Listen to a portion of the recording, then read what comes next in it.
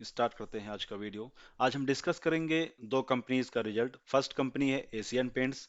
Asian paints का result जो है मार्केट टाइम में रिलीज हुआ था और रिजल्ट आते ही भारी गिरावट दिखा एशियन पेंट में। ऑलमोस्ट 4% का गिरावट हुआ, ये देखिए 4.09% का गिरावट हुआ जैसे ही रिजल्ट रिलीज हुआ। इट मींस कि किसी ने भारी अमाउंट में अपना शेयर को सेल किया एशियन पेंट में, जिसकी वजह से इतना भारी गिरावट दिखा। लेकिन बाद में रिकवरी हुआ और ये क्लोज हुआ 2.11% निगेटिव में। तो सबसे पहले इसका रिजल्ट देखते हैं। अगर हम सेल्स देखें तो लास्ट क्वार्टर का, अगर लास्ट ईयर का अगर सेल्स देखें तो 7,096 करोड़ का था और लास्ट क्वार्टर में था 8,607 करोड़ का, और अभी जो आया है 8,458 करोड़ का।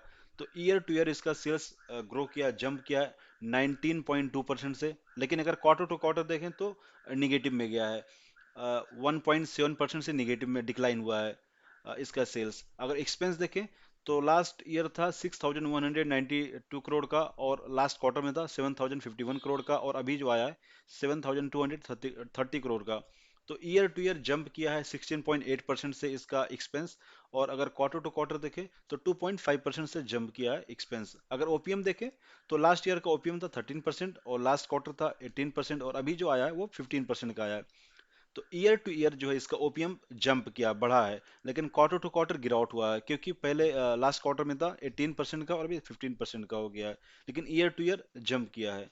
अगर नेट प्रॉफिट देखें तो लास्ट ईयर 605 करोड़ का था और लास्ट क्वार्टर में था 1,036 करोड़ का, और अभी जो आया है वो 804 करोड़ का आया है। तो अगर ईयर टू ईयर अगर देखें तो 32.9% से जंप किया है इसका नेट प्रॉफिट। लेकिन अगर क्वार्टर टू क्वार्टर देखें तो इसका नेट प्रॉफिट में डिक्लाइन हुआ है, 22.4% से डिक्लाइन किया इसका नेट प्रॉफिट। तो ओवरऑल रिजल्ट हम कह सकते हैं सही है। बस क्वार्टर टू क्वार्टर में थोड़ा सा दिक्कत हुआ है, क्योंकि अगर आप सेल्स भी देखें तो क्वार्टर टू क्वार्टर गिरावट हुआ है, अगर ओपीएम भी देखें तो उसमें भी गिरावट हुआ है, और अगर नेट प्रॉफिट भी देखें तो गिरावट हुआ है। लेकिन result year two year okay okay है। तो ओके ओके कह सकते हैं रिजल्ट इसका एशियन पेंट का।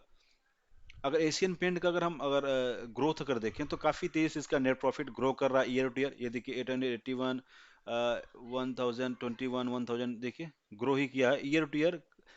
इसका ग्रो ही कर रहा है। यहाँ पे थोड़ा सा गिरावट दिखेगा आपको, यहाँ पे ये कोविड की वजह से था और इन्फ्लेशन भी काफी हाई था, इस वजह से थोड़ा सा यहाँ पे गिरावट हुआ है इसके नेट प्रॉफिट में। अदरवाइज काफी अच्छा इसका है, रिटर्न भी काफी अच्छा है, 2 डिजिट में ये रिटर्न भी है, और इसका कंपाउंडिंग प्रॉफिट ग्रोथ भी 2 डिजिट में है, सेल्स ग्रोथ भी 2 डिजिट में है। और अगर हम इसका होल्डिंग पैटर्न देखें तो काफ़ी अच्छा है, 52.63 का परसेंट प्रमोटर का है, और एफआई का है 18.51, थोड़ा सा सेल किया है, और डीआई ने थोड़ा सा ऐड किया और अभी 8.42 का है, और पब्लिक का 20.37 का है। तो अगर देखें हम, लाइक रिजल्ट हमको ओके ओके लगा। अगर हम एस्टिमेशन देखें ब्रोकरेज का क्या एक्सपेक्टेशन था, तो ब्रोकरेज का जो एक्सपेक्टेशन था वो मिस कर गया है अभी एशियन पेंट का। अगर हम देखें, अगर आप नीचे यहाँ पे देखेंगे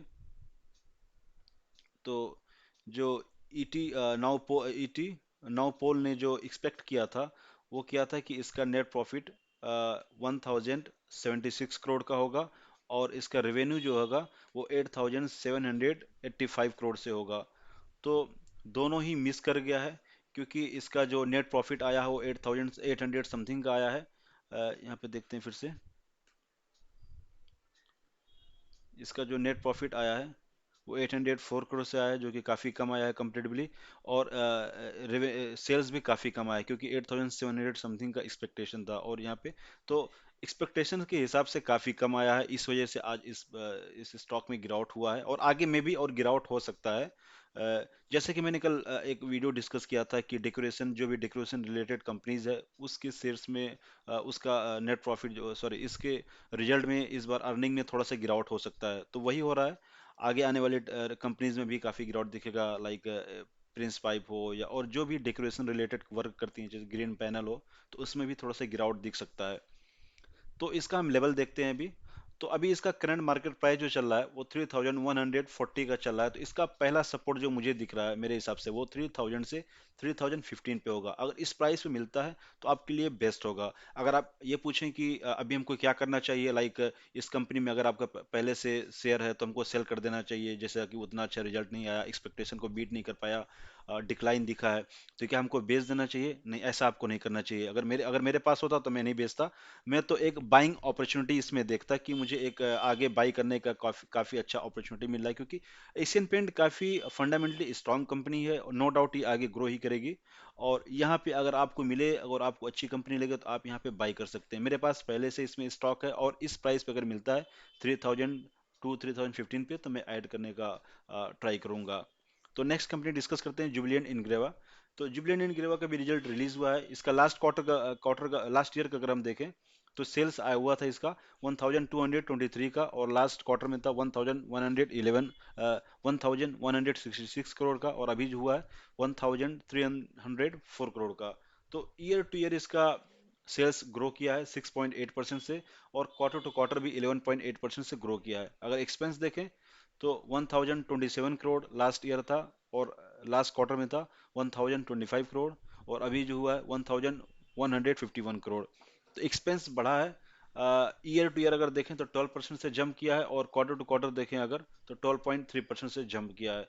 अगर ओपीएम देखें तो लास्ट ईयर था इसका 16%, और लास्ट क्वार्टर में था 12%, और अभी आया है 12%। तो ईयर टू ईयर इसके ओपीएम में गिरावट हुआ है, लेकिन क्वार्टर टू क्वार्टर अनचेंज्ड इसका है ओपीएम है।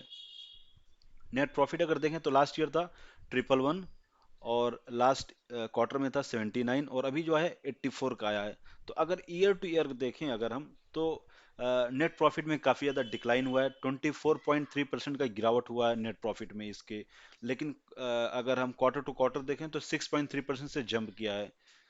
तो इस कंपनी का अगर हम देखें, ये भी आज मार्केट आवर में इसका रिजल्ट रिलीज हुआ है, और इसी वजह से जैसा कि मैंने मेंशन किया, इसके नेट प्रॉफिट में डिक्लाइन हुआ ईयर टू ईयर, इसके ओपीएम में डिक्लाइन हुआ ईयर टू ईयर, इसका सेल्स जंप किया, ग्रो किया है, इस वजह से इसमें भारी गिरावट दिखा। ये देखिए मार्केट आवर में रिलीज हुआ था उस टाइम 4.5% से गिरावट हुआ था उस टाइम, लेकिन बाद में थोड़ा सा रिकवरी हुआ, और जो एक क्लोज हुआ निगेटिव में 1.5% निगेटिव में क्लोज हुआ। तो ये भी एक अच्छी कंपनी है, केमिकल बेस्ड कंपनी है।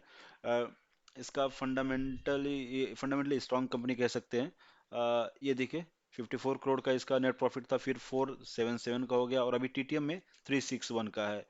इसका अगर कंपाउंडिंग अगर सेल्स, अगर इसका टीटीएम में अगर सेल्स देखें तो 623 का है, प्रॉफिट देखें तो 661 का है, और अभी न्यूली लिस्टेड कंपनी है, तो अभी इसका रिटर्न कुछ नहीं है, निगेटिव में भी रिटर्न इसका है। अगर होल्डिंग पैटर्न भी अगर आप देखना चाहें तो 51.47% का होल्डिंग प्रमोटर का है। एफ आई आई थोड़ा सा एग्जिट की, अभी 10.19% का है। डी आई आई भी बहुत ही कम इसका होल्डिंग है, थोड़ा सा ऐड किया है, 0.7% है। इसमें पब्लिक का होल्डिंग काफ़ी ज़्यादा है, ये एक थोड़ा दिक्कत की बात है। 37.44% का पब्लिक का होल्डिंग है इसमें। इसका अगर हम लेवल्स अगर देखें तो जो मैंने डिस्कस किया था कि यहाँ पे कुछ दिन पहले डिस्कस किया था, तो मैंने मेंशन किया था उस टाइम शेयर यहाँ कहीं चल रहा था, तो मैंने मेंशन किया था कि इसका यहाँ पे रेसिस्टेंस है, और वही हुआ, अपने रेसिस्टेंस पे गया और वहां से प्रॉफिट बुकिंग हुई। और अभी इसका करंट मार्केट प्राइस चल रहा है 533 का। तो इसका पहला जो सपोर्ट होगा, ये पहला सपोर्ट 520 का पहला सपोर्ट, और दूसरा सपोर्ट 465 का है। तो ये भी कंपनी अच्छी है, अगर इसके अपने सपोर्ट पे आए तो आप यहाँ पे बाई कर सकते हैं, अगर आपके पास नहीं है। अगर आपके पास है तो यहाँ पे भी थोड़ा ऐड कर सकते हैं, और यहाँ पे भी ऐड कर सकते हैं एनालिसिस के बाद। तो अच्छी कंपनी है, इसको भी एग्जिट सेल नहीं करना चाहिए, अच्छी कंपनी है, आगे इसमें अच्छा ग्रोथ दिखने का चांस है। तो ये video just for educational purpose था। कोई भी कॉल लेने से पहले आप पहले एनालिसिस कीजिए, या अपने फाइनेंशियल एडवाइजर से चेक कीजिए। अगर आपको अपना पोर्टफोलियो रिव्यू कराना है तो ईमेल आईडी मैंने डिस्क्रिप्शन में मेंशन किया, आप उस पर ईमेल कीजिए। Okay bye, take care.